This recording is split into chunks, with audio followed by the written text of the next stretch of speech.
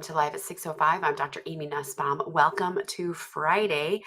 I don't know about you, but it is crazy to think that today and then next week, for many of us, we just have Monday, Tuesday to work, and then we are off Wednesday, Thursday, Friday. So I am going to do lives on Monday, Tuesday next week, just so that you know. And Wednesday, Thursday, Friday, I will not be doing a live. So just so that you know what's going on, that's the plan. So put this morning.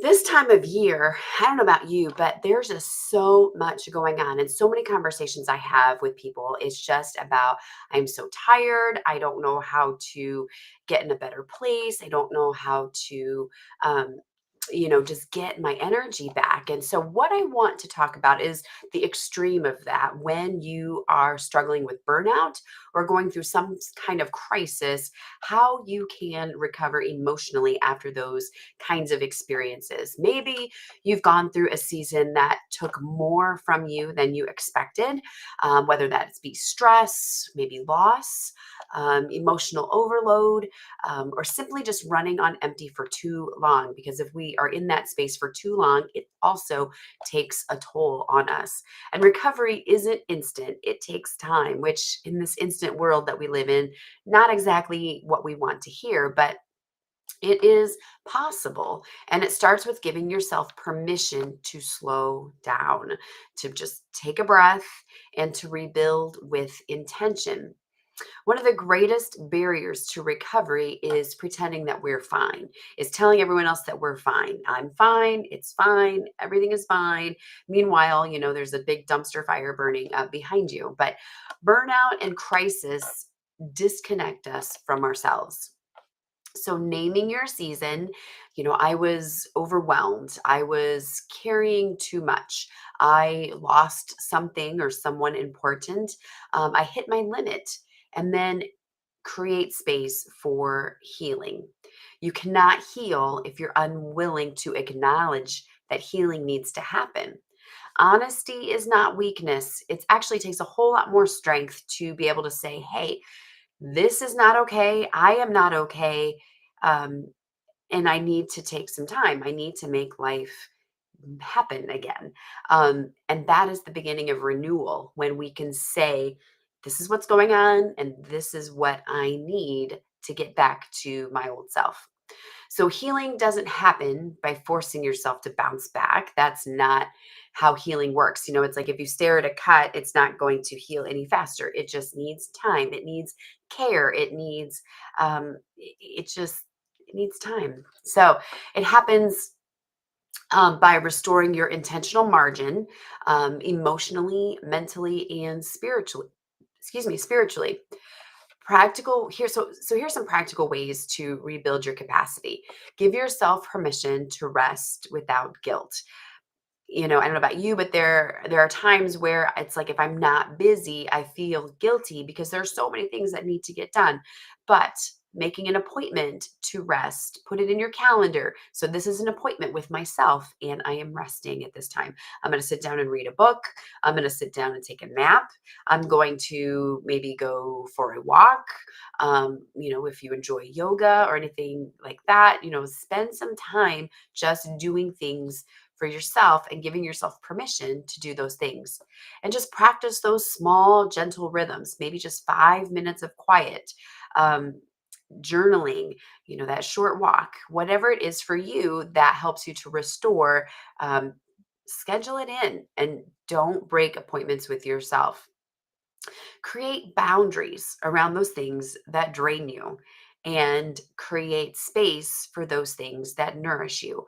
We all have things that just take a little extra energy to get through. And recognize, okay, I've got that thing right here in my calendar. So I'm going to schedule about 20 minutes after that I can just rest, that I can just breathe. If it's a meeting, if it's an appointment, if it's an activity, just allow space. Don't rush right into the next thing if you know that this is one of those things that drains you. Reduce the commitments during your healing window. Just simplify everything. Allow yourself a month, 3 months, 6 months, whatever it is.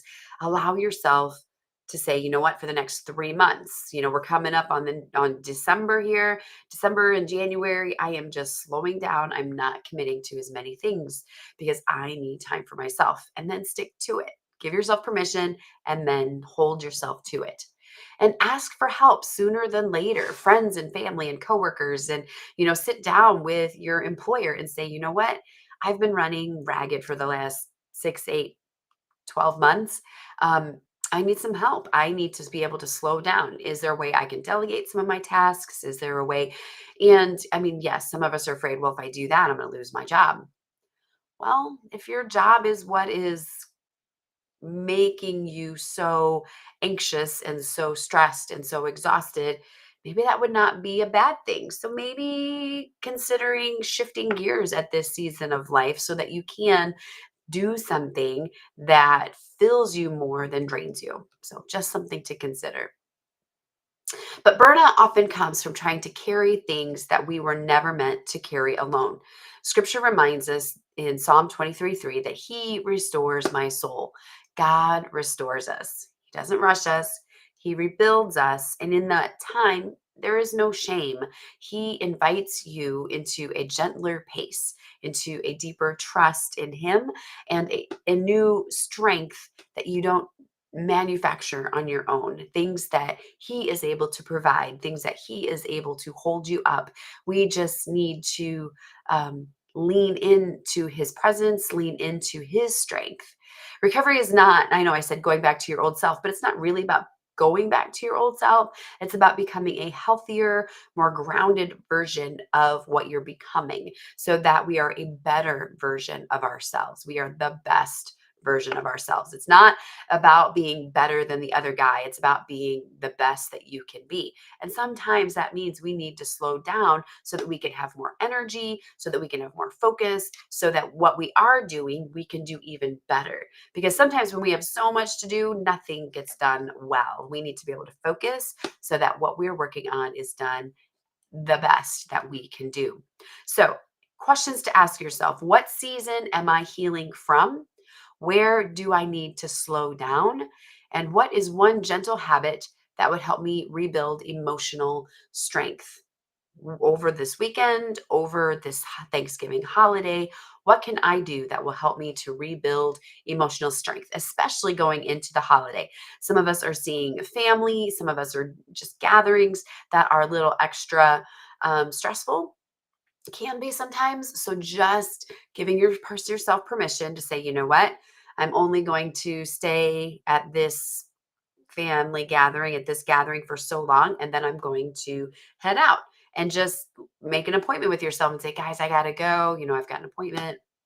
Um, Whatever that is. So taking care of yourself is important, and committing to taking care of yourself. That is what I encourage you to do. So choose one small restorative rhythm, whether that be, a quiet walk with God, journaling, prayer time, maybe getting and doing some yoga, some slower activities, some good stretching. Create that goal and then hold yourself to it. The goal isn't perfection. The goal is renewal. So if you're coming out of burnout or a difficult season and you're ready to rebuild with purpose and confidence, maybe you're considering shifting gears with your career at this point.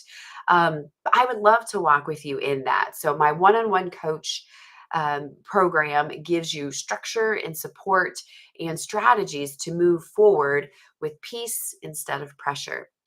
So message me if you are ready to take that next step. So have a great weekend. I look forward to seeing you on Monday. But until then, remember, you are made for more. So go light up this world with your